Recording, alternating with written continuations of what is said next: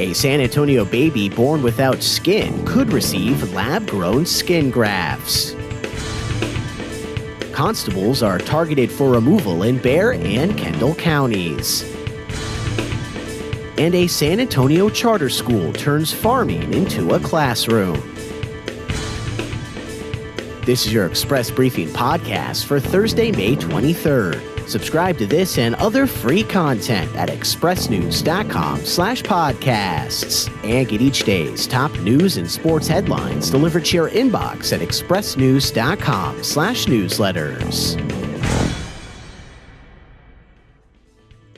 As he continues to undergo treatment in Houston, the San Antonio baby born without skin on most of his body could soon receive skin grafts grown in a laboratory hundreds of miles away.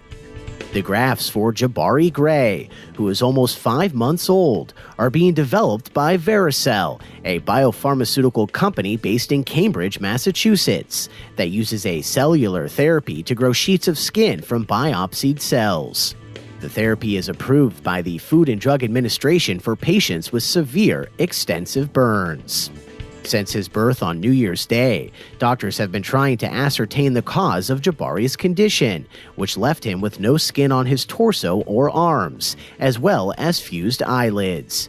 They initially considered 2 rare skin conditions. However, genetic testing has recently ruled out both.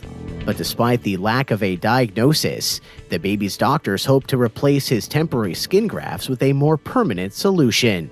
The procedure is currently scheduled for Friday. Jabari Gray was born at San Antonio's Methodist Hospital and last month was transferred to Texas Children's Hospital in Houston for specialized care. Commissioners in Bexar and Kendall counties are taking the rare step of trying to remove elected constables, one who hasn't shown up for work in 2 years, and another who is accused of shaking down residents for cash at a Bexar County park on Easter Sunday. In Kendall County, officials are about 2 weeks away from filing a petition in Boerne to remove Constable Don White, who has not shown up to work since January 2017. In Bexar County, County Judge Nelson Wolf had asked District Attorney Joe Gonzalez to brief commissioners on the removal process.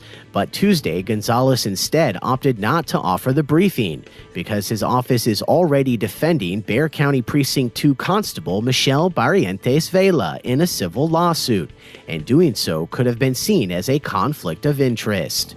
Wolf says his request was spurred by the recent behavior of Constable Vela, who allegedly shook down a family for cash at Rodriguez Park on Easter. She required them to pay her $50 an hour for security, despite the availability of peace officers already funded by the county. While DA Gonzalez declined to provide the requested briefing, with more than a dozen of her uniformed deputies standing behind her, Tuesday Constable Vela did speak, delivering a defiant speech to county commissioners, where she noted she's not planning on going nowhere, and even hinted at the possibility of a future run for sheriff.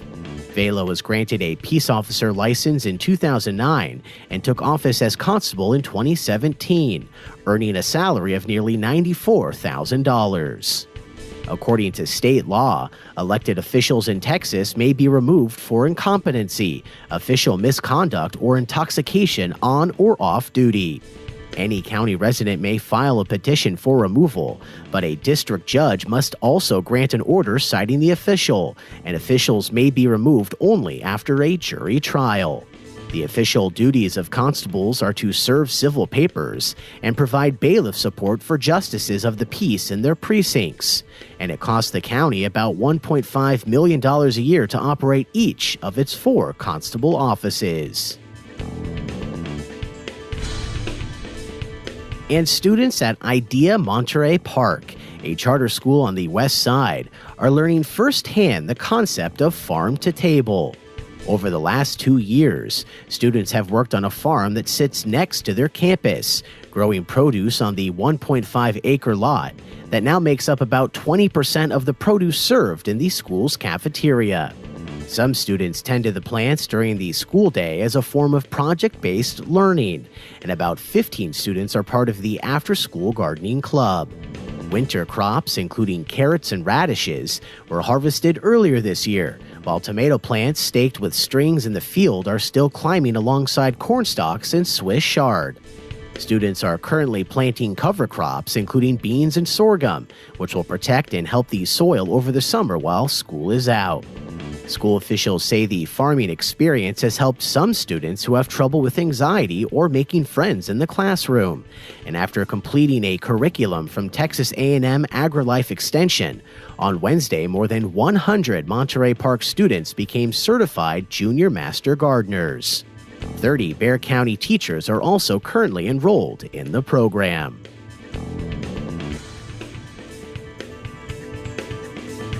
And that's your daily San Antonio Express briefing for Thursday, May 23rd. Subscribe to this and other free content at expressnews.com/podcasts.